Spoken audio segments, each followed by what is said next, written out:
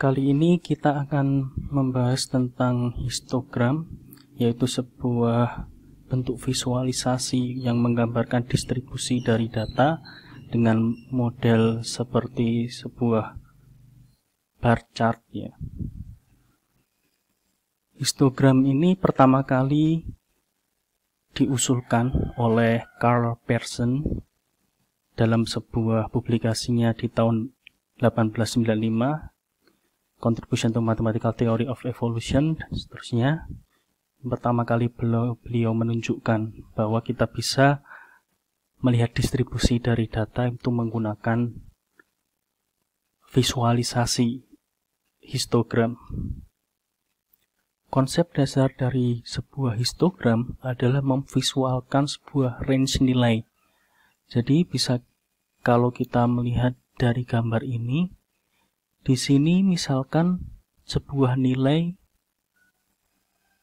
di titik minus 0,8, 0,8, kemudian di sini 0,5 misalkan. Nah, dalam range minus 0,8 sampai ke 0,5 itu frekuensi jumlahnya ada sekian, sekitar 120 lebih. Jadi kalau kita mengambil satu bin di sini, ini namanya sebuah bin, satu kotak balok ini, satu bin ini kita ambil, kita bisa mendapatkan datanya bahwa dari range minus 0,8 sampai 0,5 itu jumlahnya adalah, anggap saja 125. Pun begitu juga ketika kita melihat bin yang lain. Ini kita interpretasikan menjadi sebuah range, itu nilainya berapa. Inilah konsep dari histogram. Dan jika kita mengamati bentuk data yang ditampilkan, ada dua hal utama yang harus kita perhatikan sebelum kita membuat histogram nanti.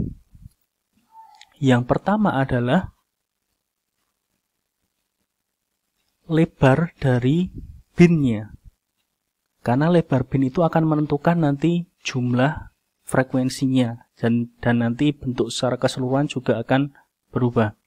Jadi yang pertama adalah lebar bin atau bin width. Hal yang kedua yang perlu diperhatikan adalah selain lebar, jumlah binnya. Jadi jumlah bin itu akan menentukan bagaimana kita menginterpretasi histogram. Dan jumlah bin ini jelas dia berkaitan langsung dengan lebar dari bin itu.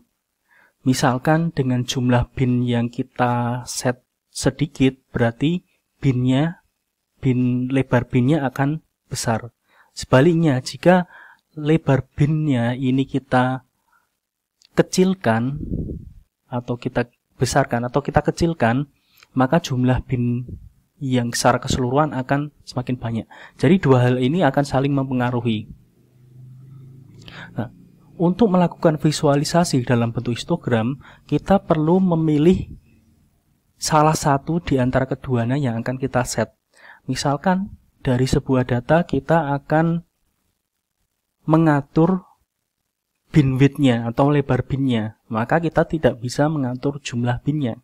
Sebaliknya, jika kita ingin mengatur hanya jumlahnya saja, maka otomatis ukuran binnya akan berpengaruh. Ada beberapa jenis histogram yang dimana lebar bin antar satu dengan yang lain itu dibuat berbeda, tapi itu tidak akan saya bahas kali ini. Yang saya bahas hanya jumlah bin, lebar bin yang sama dalam satu buah visualisasi histogram. Bagaimana kita membuat sebuah histogram dari sekumpulan data? Pertama, misalkan kita mempunyai sebuah data di sini, dengan panjang sekian, misalkan panjang N. Ini tidak saya tampilkan, mungkin panjang. Nah, kemudian dari data ini kita membuat sebuah pembagian berdasarkan range-nya. Misalkan di sini range atau kelas, biasanya disebut kelas 0 sampai 10. Ini range-nya. Range-nya berapa? Kemudian di sini adalah jumlahnya. Range 0 sampai 10 jumlahnya 5, 11 sampai 22 dan seterusnya dari data yang ada di sini. Diubah. Nah, jumlah dari kelas atau jumlah dari range yang berbeda ini itu akan menentukan jumlah dari bin. Sedangkan range-nya di sini menentukan lebar dari bin. Setelah kita mendapatkan ini, kita bisa memvisualkan secara langsung menggunakan visualisasi bar chart. Jadi di sini bisa kita lihat di range 0 sampai 10 tingginya 5 di sini. Kemudian 11 sampai 20 sekian, 21 sampai 30 sekian. Inilah yang dinamakan sebuah histogram secara sederhana. Nah, dua hal tadi yang sudah kita bahas, bahwa lebar binwidth di sini, binwidthnya, kemudian jumlah dari kelasnya, ini akan sangat berpengaruh. Dan ini akan kita bahas bagaimana kita menentukan salah satu di antara keduanya yang diset dan metode apa yang bisa digunakan. Ada banyak metode yang diusulkan para ahli statistik digunakan untuk menentukan jumlah bin atau ukuran lebar bin dengan banyak metode yang bermacam-macam. Intinya, mereka ingin membuat sebuah visualisasi histogram yang sesuai dengan kondisi datanya sehingga proses interpretasi data menjadi lebih mudah dan lebih akurat. Nah, di sini saya tunjukkan ada 3 jenis metode untuk mengatur jumlah dari bin atau lebar dari bin, karena keduanya saling berpengaruh. Yang cukup metode-metode yang cukup dikenal, yang pertama di sini square root, yaitu yang diukur atau yang dihitung adalah jumlah atau lebar bin di sini. Dengan metode perhitungan sangat sederhana, menggunakan square root atau akar dari jumlah datanya, n ini jumlah data, kemudian dihitung menggunakan di sini fungsi scaling atau pembulatan ke atas. Kita dapat ukuran lebar dari sebuah bin. Metode square root ini yang dipakai secara default di Excel. Jadi kalau rekan-rekan membuat histogram menggunakan Excel, maka secara default metode yang digunakan adalah square root karena perhitungannya simple dan eksekusinya cepat sekali. Yang kedua adalah Sturgis. Ini sebuah metode yang digunakan untuk menghitung ukuran dari bin juga. Perhitungannya adalah masih menggunakan di sini jumlah datanya, kemudian log di fungsi cell, terus ditambah 1. Metode Sturgis ini pertama kali dikemukakan di sini tahun 1926. Jadi untuk publikasinya The Choice of Class Interval memang sudah jelas, memang khusus untuk menentukan kelas interval ya, atau ukuran lebar bin kalau dalam bentuk visualisasi. Dan metode Sturgis ini dia digunakan secara default di R untuk fungsi his.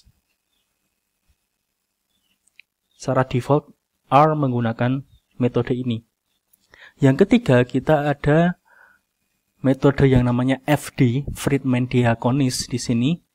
Cukup lebih kompleks dibanding yang lain, namun di sini menggunakan perhitungan IQR atau interquartile range, yaitu perhitungan kuartil ketiga dikurangi kuartil ke-1. IQR Q3 minus Q1. Untuk lebih jelas tentang IQR seperti apa, ada di video yang lain tentang box plot. Itu penjelasannya lebih detail. Nah, IQR ini dari data kemudian dibagi akar 3 dari N jumlah datanya. FD ini, metode FD ini pertama kali dikemukakan oleh Friedman dan Diaconis di sini tahun 81 dengan publikasi on the histogram as a density estimator. FD ini adalah metode default yang digunakan oleh Matplotlib.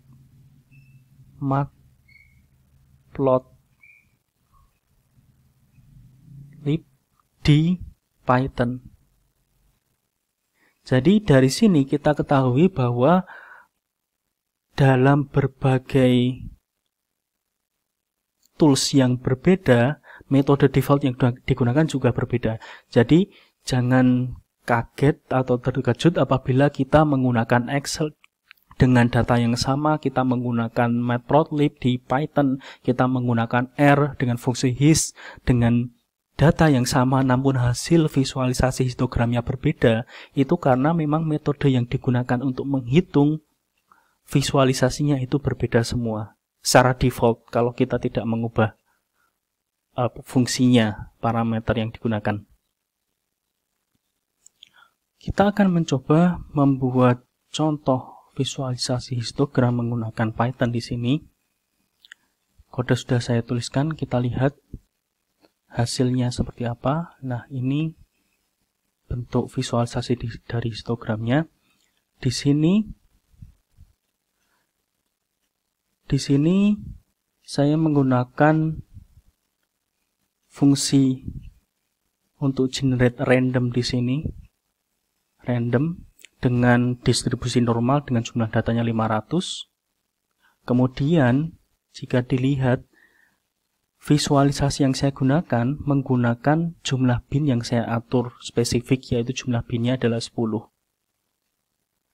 Misalkan dengan jumlah bin 10 hasilnya seperti ini. Kita coba menggunakan metode-metode yang sudah ada tadi sempat dibahas, misalkan menggunakan FD, Friedman Diaconis yang defaultnya Matplotlib ya. FD di sini. Kita lihat hasilnya seperti ini. Jumlah dari binnya semakin banyak, lebarnya semakin kecil. Sekarang, misal kita menggunakan metode yang lain yang dipakai di R. Kita lihat perbedaannya. Di R, di metode Sturgis itu jumlah binnya lebih sedikit dibanding menggunakan FD dalam kasus ini dengan data ini. Kita bisa juga menggunakan metode contohnya yang menjadi defaultnya Excel, yaitu di sini kodenya sqrt. Berbeda lagi. Jadi memang sebuah hal yang wajar jika menemukan histogram dengan data yang sama, kita jalankan dalam Excel, R, dan juga Matplotlib Python, hasilnya berbeda-beda secara visual karena memang metodenya berbeda. Jadi ketika kita memvisualkan sebuah histogram, kita harus melihat secara detail tentang metode apa sih yang digunakan. Itu tentang pengenalan histogram. Sampai jumpa di video selanjutnya.